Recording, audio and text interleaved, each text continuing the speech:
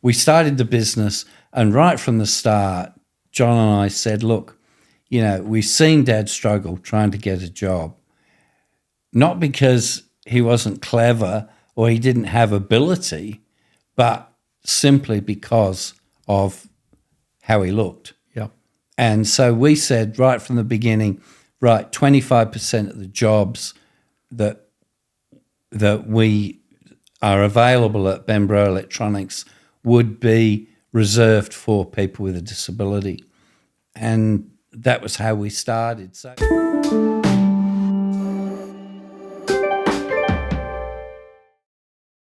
Welcome back, everybody. Welcome back to Lead Well, Live Well.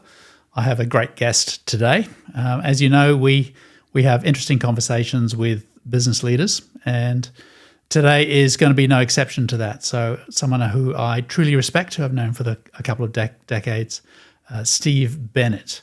So he was the managing director of BenBro, and he also has been very involved in the disability and sector with creating some of the organisations and leading a lot of development in the disability area. So, Steve, wonderful to see you. thank you very much, Mark. Great to have you here, and really appreciate you taking the time to come and Thank you for asking me. You must have been scraping the bottom of the barrel, Mark. Certainly not. I've known you for a long time, but I went and had a look at some of the awards you won, Order of Australia and Prime Minister's Awards, 4 of those. You're in his Hall of Fame. Just an extraordinary amount of things you've done. So you're definitely privileged to have you here. So thank you very much. Do you want to just tell us a little bit about BenBro and how that got established? Yeah, well, in 1985, my brother and I both had pretty good government jobs. We were pretty happy, but we're thinking that it'd be a good idea to go into business at some stage. So the question was, what, My brother at the time, John, was working for a company called Electronic Development Sales, and they just bought out another company, and an opportunity arose where they wanted to go more into research and development. And there were a number of products that they were designing and developing. And my brother rang me and said, look, I've got the electronic expertise, you've got the financial expertise, why don't we put our heads together? Here's an opportunity. So we jumped in and bit the bullet, and we're in for the shock of our lives. It's not an easy journey, is it, when you're establishing something from scratch? How was it for you early days? Oh, it was 7 days a week. It was 14, 15 hours a day. We'd made the decision that we didn't want to borrow large amounts of money. So I had a part-time job at the time teaching at TAFE. My wife was working. My brother had 2 kids. So we said, well, look, you take an income from the business, I'll take nothing. And so we built it. We basically built it from there. The product sold well, surprisingly well, actually, but we already had an established market. We took that market that the previous company had been selling to. So we had a bit of a leg up. And then we started to branch out into DC-DC converters and sort of alarm systems, mine safety equipment, and all those types of other electronic, basically mission-critical products. So a steep learning curve in there for everybody, I'm sure, managing the business and all those new products. Huge, yeah. And, the early days, I think for the first 3 years, I didn't get paid at all.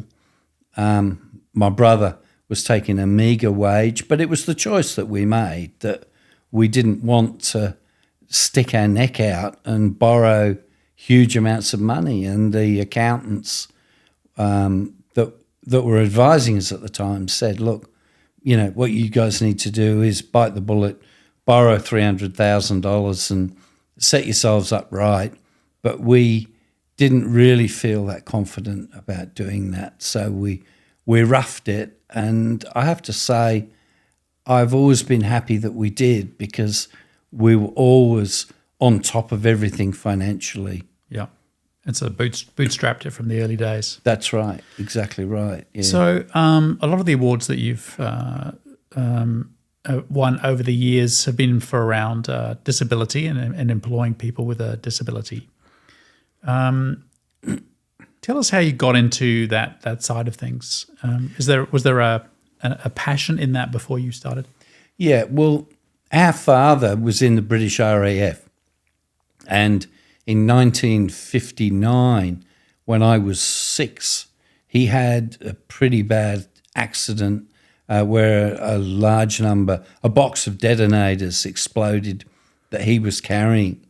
And so his face was full of shrapnel.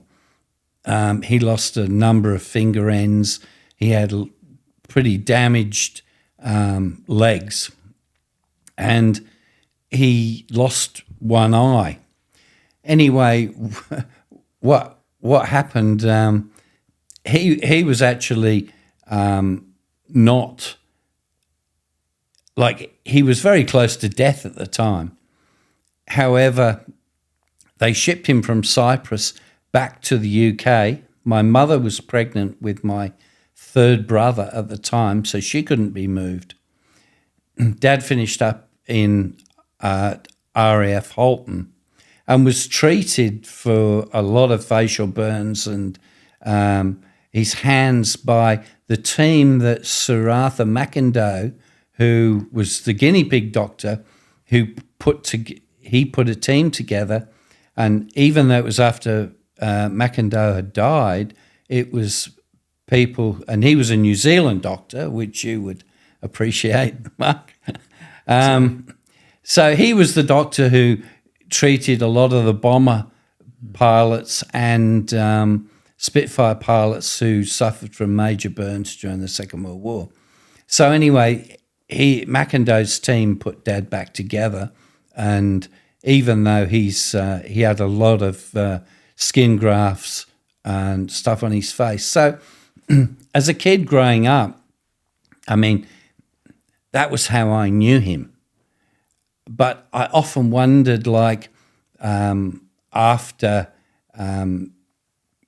he'd been in Cyprus, he then went back to the UK, was in hospital for a bit over a year, and then he got posted to Germany. And I remember as a kid going through the Dutch markets, and because the Dutch people were so passionate about the Royal Air Force, because they helped save Holland during the Second World War, that I remember as a kid being picked up by the greengrocers and fed strawberries, and I saw my dad, particularly when he was in uniform, people come and hug him because they would see the state of his face and the state of his hands, So, yeah, that was amazing. So when John and I started the business in 1985, we had, since then, our father had come out of the RAF and they'd emigrated to Australia. I was already here because I came here when I was 16 with the Big Brother movement. Anyway, we started the business, and right from the start, John and I said, look, we've seen Dad struggle trying to get a job, not because he wasn't clever or he didn't have ability, but simply because of how he looked. Yeah. And so we said right from the beginning, right, 25% of the jobs that we are available at BenBro Electronics would be reserved for people with a disability. And that was how we started. So we started employing one person. Yeah. And that person, actually, the very first person that we employed, worked out so successfully that then it just started to develop. And I think at the height of our, we probably had 35 staff, and I think 11 had disabilities of one type or another. That's not including my disabilities, which is self-evident. Yes, absolutely. Yes. That's a big call, probably back in a day where the way that people with disabilities were viewed, particularly in an employment perspective, is not as progressive as it is and accepted as it is today. So you really started doing something that wasn't being done. This is late 80s, right? So yeah. Now that obviously evolved into an opportunity to influence the broader market, and particularly from political, not-for-profit perspective. How did that transition? Like you started doing this. How did it come to people's attention, or what did you do to broaden that influence into the marketplace? Well, what happened was we became apparently, and this is others saying this, not me saying this, but we became very successful at the employment of people with disabilities. We had good training. We spoke to a number of agencies who were responsible for placing people within workplaces, and one of them was Shaw Personnel at Chatswood, and they somehow recognised that we had disability, and they would want to place people with us. But what they did was they placed a trainer with that person for a period of time. And we thought that that was a great idea because that took a lot of responsibility off the employer. Now, those agencies, they spent a lot of time wearing out shoe leather, going from small company to small company, trying to get one job here, one job there. And look, it was very successful and very worthwhile, but it wasn't the way to solve the problem. And the problem was that many people with a disability were working in areas or not working at all, that they might be working in a sheltered workshop, whereas they should have really been in open employment. Yeah. But there wasn't enough open employment. So once we'd employed 4 or 5 people, it then came to the attention of, for example, the Commonwealth Rehabilitation Service. And they started calling on us and asking us, oh, look, we've got Fred Bloggs here who's hurt his arm in a workplace accident, and we wondered if you could retrain him. So we started doing that. Off our own bat, we weren't funded or anything to do that.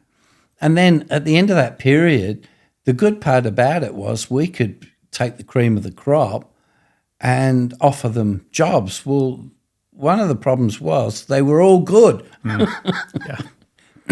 And we couldn't employ them all. Yeah. So these agencies then decided that they were going to nominate us for the Prime Minister's Employer of the Year award. And on the year that we actually won it, 2 agencies had nominated us. So it was announced that we'd, much to our surprise, we never thought for 1 minute that we would ever win any award, nor was it, on the table. It wasn't our objective to win awards. Our objective was to employ the people that we could employ, not through a charitable sense, but the first question we would always ask is, can the person do the job? That was the only question to ask. Yep. So if the answer became yes, or they were the best person for the job, then nothing should hold them back. Great. So that was the criteria we used. And there's some dignity in that, isn't there? There's some dignity in Absolutely. It's a genuine role. It's not a charity. No. it needs to be productive. There's outcomes that need to be achieved. Yes, And there is KPIs have to be achieved. Yeah, great. The factory is there to make a profit. Yep. And that was what we did. We focused solely on that. We are first and foremost a business. And however, and on that basis, I refused to accept any subsidies, any government subsidies for the employment of people with disability, because I said to my brother, they can either do the job or they can't. If they can do the job, why do we need a subsidy? Yeah, well, that's great. And a subsidy is, whilst I can see that for some employers they work, and I would never knock it, Yep. it didn't work for us, because essentially what we would be saying in our workplace is somebody is a second-class citizen because they get a subsidy, their work is subsidised. Well, if they can do the job as well as anyone else, why do you need a subsidy?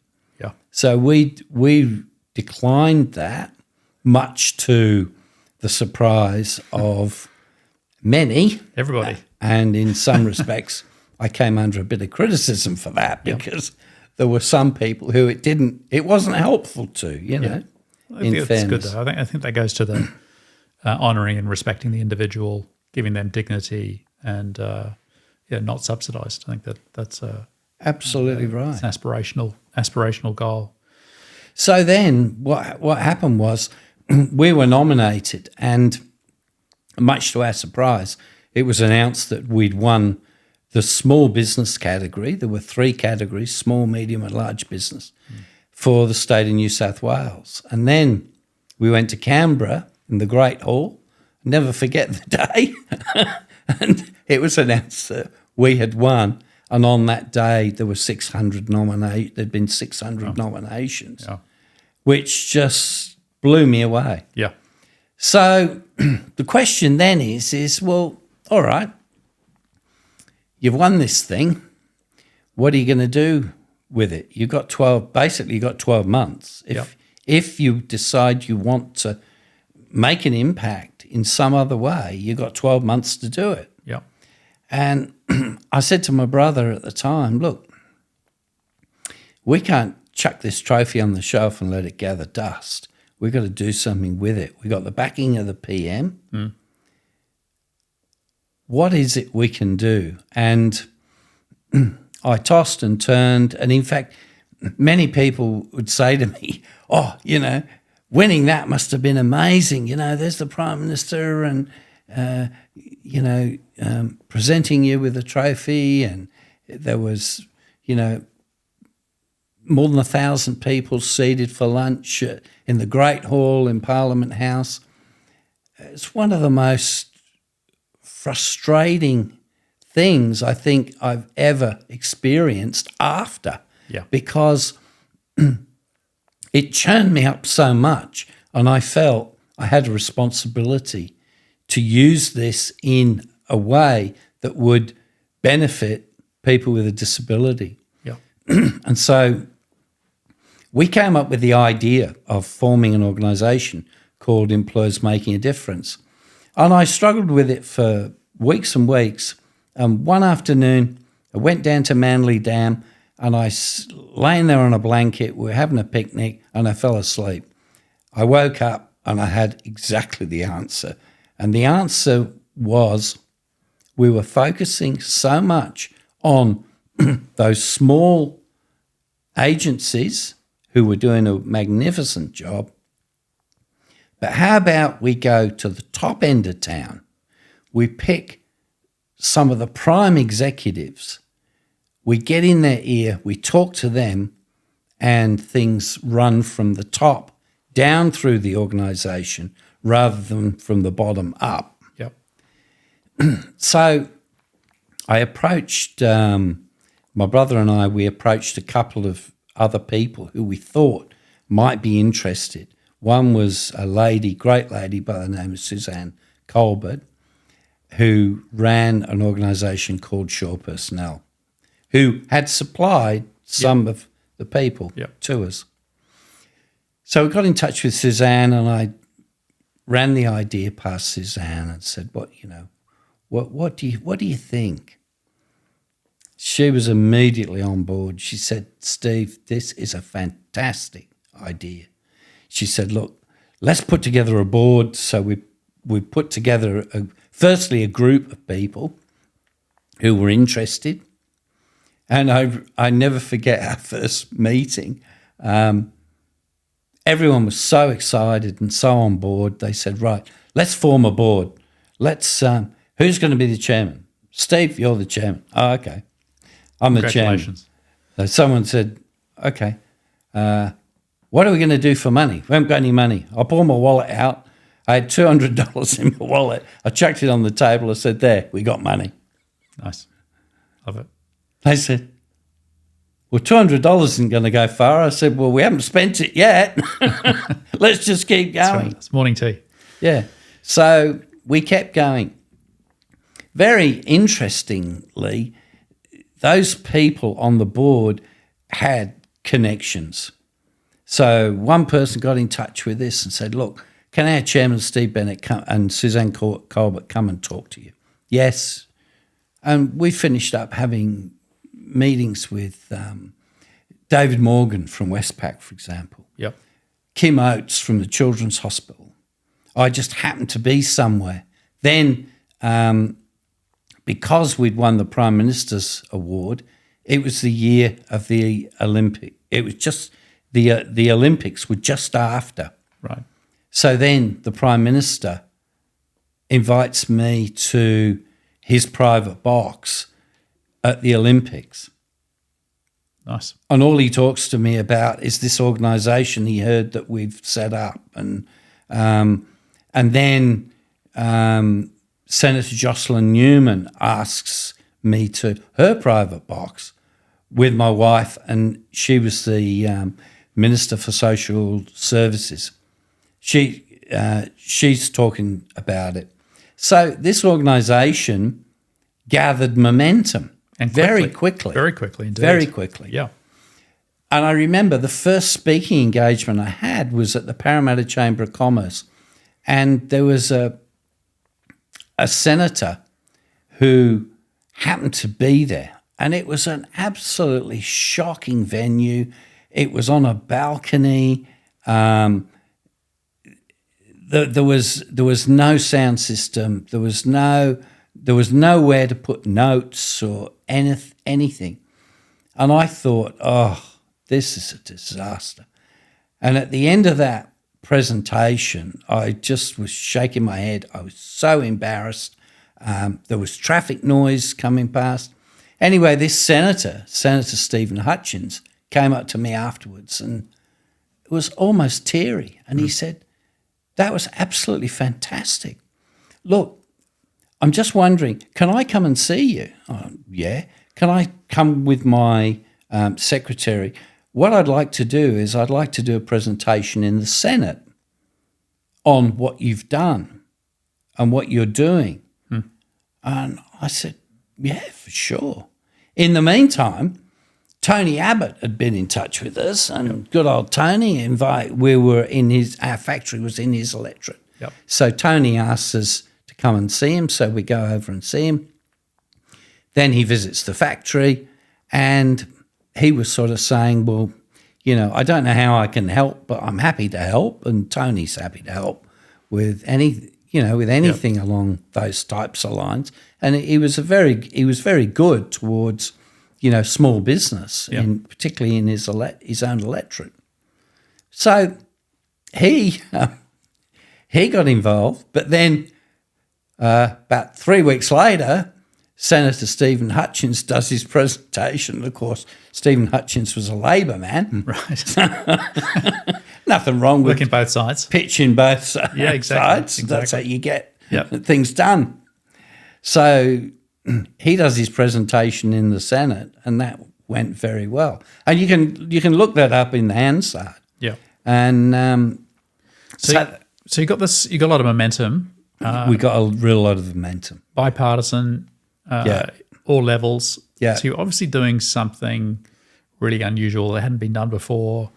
It had some heart to it because you're getting an emotive response. Yep. So what was the organisation called at this point? The organisation started off being called, Employers Making a Difference. Okay. It then became known, it's had 2 name changes since.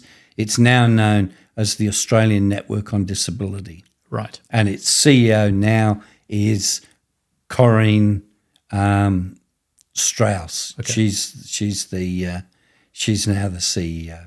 And its main function these days is what?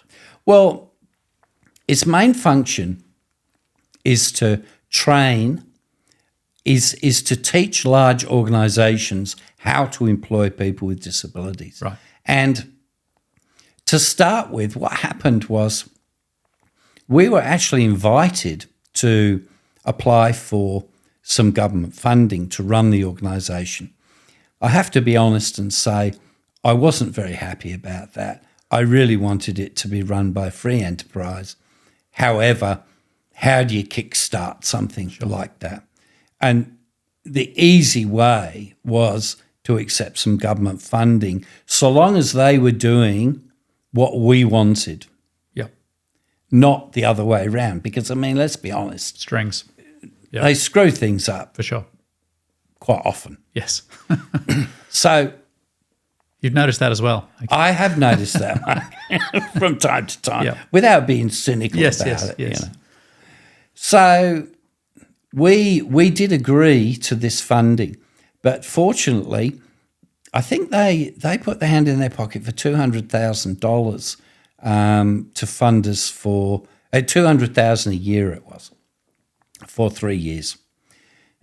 After the first 6 months, in fact, in the first 3 months, we'd already achieved 1 year's KPIs, and they thought that was so incredible Yep. that they actually injected more money into the organisation, which Alan Cadman, who has always been a very good friend of mine, who was the member for Mitchell, Liberal member for Mitchell, Alan always said to me, I've never heard of that happening before. No.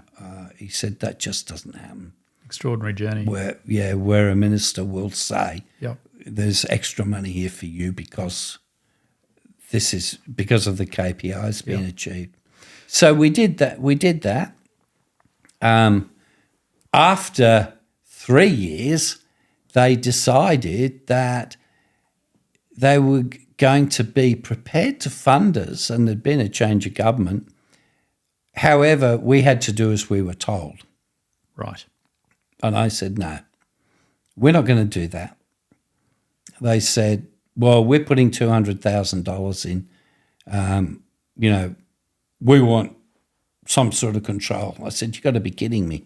I said, look, we're business people. Yep. I said, look, if you've got shares in BHP and you've got 10% of the shares, you get 10% of the votes. Frankly, BenBro had invested, well, John and I estimated it cost us more than $1 million Yep. ourselves to get that organisation off the ground. Yep. If you include time away from the business, and we were speaking all over the country at various functions, to government, lobbying government, it cost way more than $1 million actually for us to set that up. So I said to government, I said, well, look, I'm sorry, you can't dictate what we're going to do for a measly 200,000. You know, you don't have the votes. No. You know. Yep. Now, when you looked at, by that time, the major key players who were involved was Westpac, McDonald's, the Children's Hospital. So many organisations had become part of this. Westpac had a meeting with our organisation had a meeting with David Morgan from Westpac, and they were helping restructure the teller machines to be more favourable for people with a disability. They decided that this just was ridiculous, and they pulled all of the teller machines out and put new ones in that were more disability friendly. Amazing. That's a great example, I think, of the legacy that you created. I mean, really started just, hiring your first guy and then moved into this area of influence that's been really well received. If you think about what it was like then when you first started, and then the piece that you've been talking about where it was really in ascendancy, big corporates were getting on board, there was a lot more awareness politically and socially. Yeah. Today we've got a different environment. NDIS has been a massive project, which seems to have its challenges right now. Given your history and what you've seen, how do you feel about what the work environment is like for today for someone with a disability that's trying to be gainfully employed, and NDIS, and how do you feel that environment's working at the moment? Well, with regard to the employment of people with a disability, I'm afraid Australia has rated pretty poorly in line with the OECD. Okay. We're way down the list. Yep.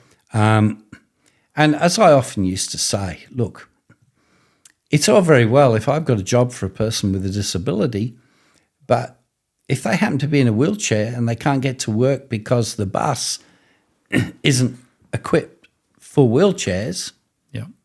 then, and a person is going to be late every day for whatever reason because the infrastructure's not there, well, it makes it very difficult. It causes systems to break down and makes it more difficult to employ a person with a disability. And by the way, we weren't Robinson Crusoe. There were plenty of people and plenty of companies employing people with disabilities. Yep. And I know that we've been acknowledged in so many ways for the employment of people with disabilities, but You only won 4 Prime Minister awards. I mean, know what you're doing for the other years, and the Hall of Fame, and OECD. You were like employment. Yeah, well, the OECD recognised us as being one of the leaders in the world in the employment of people with disabilities. Yeah.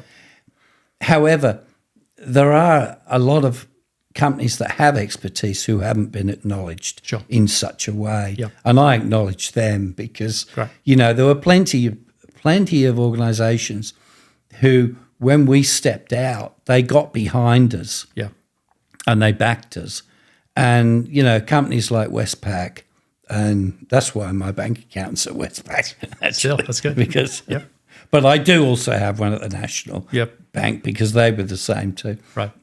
But companies like David Morgan, I remember having a meeting with David Morgan one day, and I said to David, look, I just wanted to thank you. I was just on my own with him.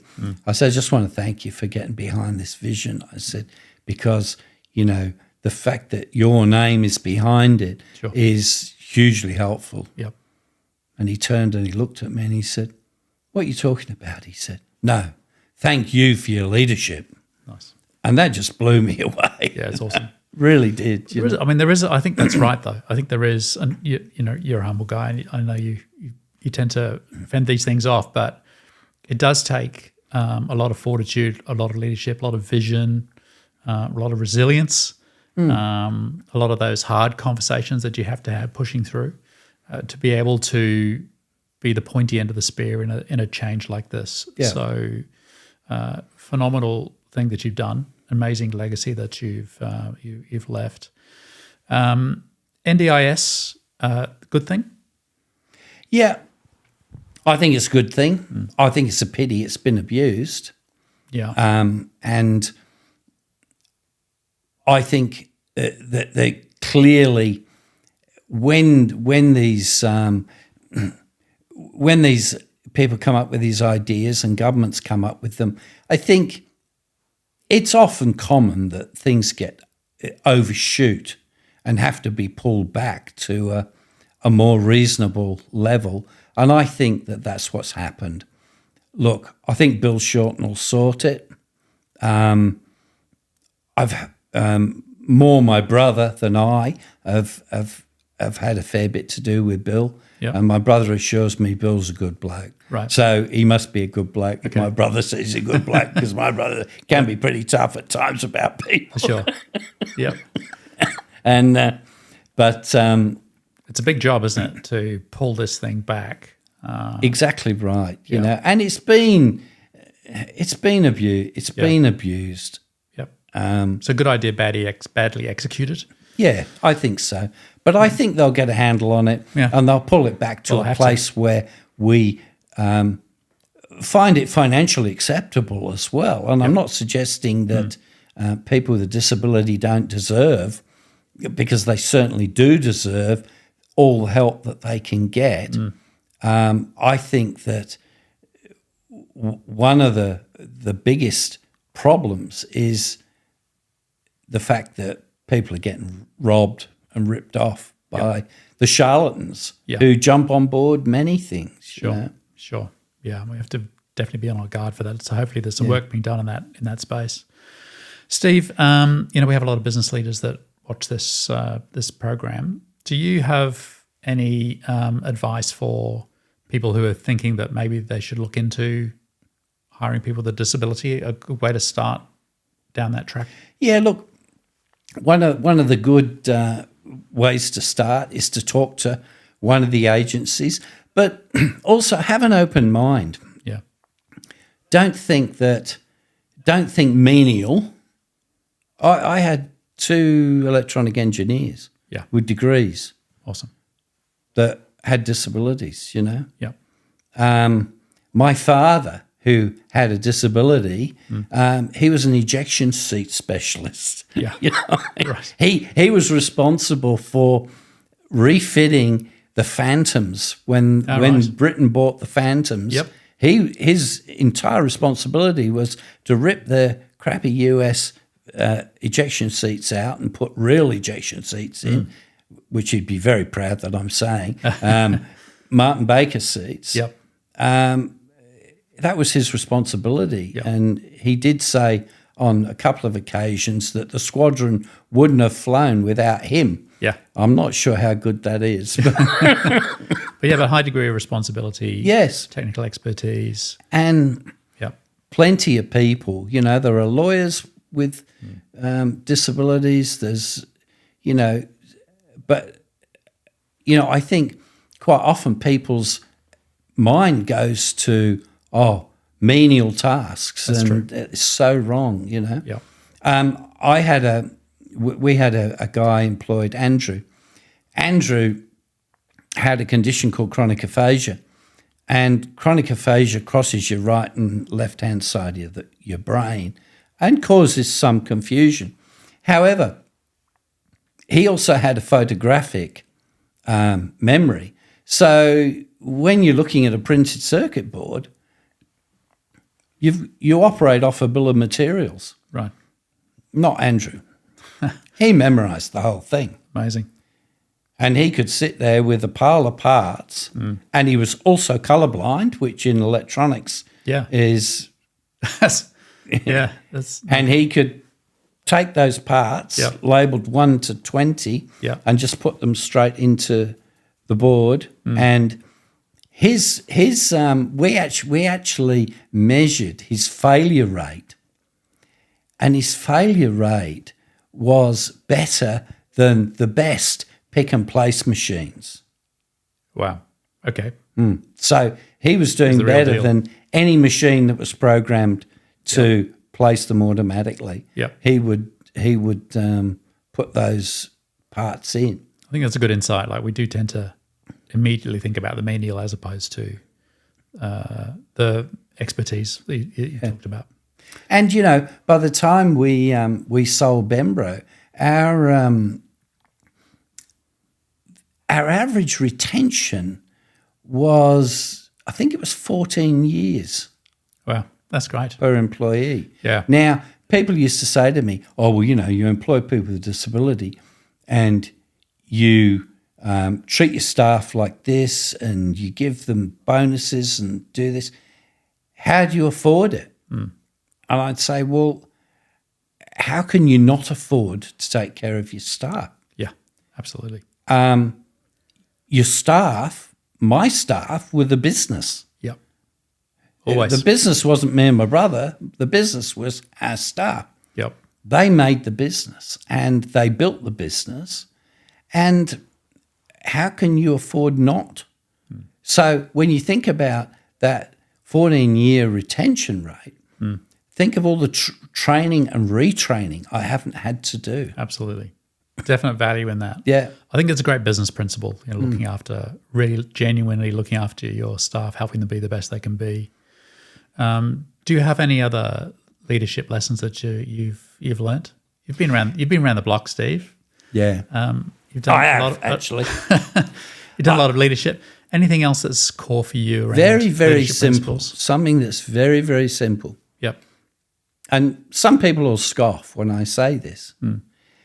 But in business, if you do what you say you're going to do, Yep. when you say you're going to do it, Yep. you'll be in the top 5%. I love that. Genuine integrity. Immediately, you'll Yep. be in the top 5%. Yep. Yep. Forget all the backhanders and the money under the table and all this nonsense Yeah. that people go on about. Generally, integrity worked so well for us in business. Yep. I would never have it any other way. I'm not interested in taking cash for this or doing this. And it was amazing. Every time someone wanted us to be dishonest, we made that decision the day we started the business. Yep. So when someone comes to you and offers you something under the table or wants you to be dishonest, hey, you made the decision back there. Yeah. You don't have to make it then. You already made it. Yeah. So that's an important distinction, isn't it? Because if you don't decide on those values up front or decide on integrity up front, you're much more likely to get pushed or pulled around by the opportunity or whatever might be presented to you at the time, the temptation that might be presented to you at the time. yeah, So really thinking about values and deciding on integrity up front makes a difference. yeah, and every time anything like that would happen, my brother and I would always have a laugh because there would always be something better that would come along that was legal, Yeah.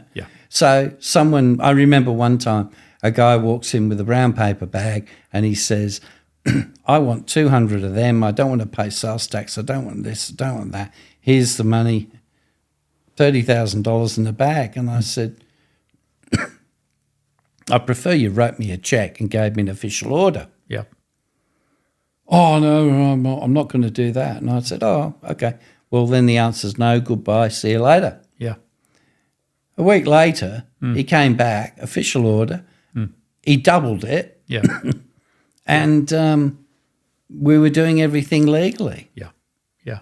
I think that some respect comes with that Yeah, as well, which is good. yeah. Steve, it's been wonderful. I want to talk a little bit before we finish just about your book, which is sizable, by the way. More Than a Conqueror by Steve Bennett. Awesome read. You've heard some wonderful stories today. If you're interested in grabbing a copy of this, just DM me and we'll connect you with Steve and we'll sort something out for you. More Than a Conqueror. Tell me about that title. Well, essentially, I've always thought that everybody has that ability within them. Yeah. It's called God, basically, in my opinion. Yeah. But, and if you want to be a conqueror, Yeah. well then, and you're following him, Yeah. you can be. Awesome. And So your faith's an important part of your journey. Very much so, and always has been, Awesome. That's great. Yeah, and also, look, I'm not pretending. There were some tough times out there. I'm sure. There were some times when that woman I married to, Susie Bennett, who She's wonderful, by the way. I need to honour because she deserves to be honoured, because this was a team. And I can tell you there are times she kicked me out of bed and said, Steve Bennett, you can do this. Go and do it. Yeah, no, she's awesome. She's great. Yeah. So I like her. Steve Bennett, wonderful. Thank you for spending some time with us today. Wonderful legacy. Thank you, mate. Great to talk to you. Great. It's a pleasure. Thank you. Good to see you. Thanks.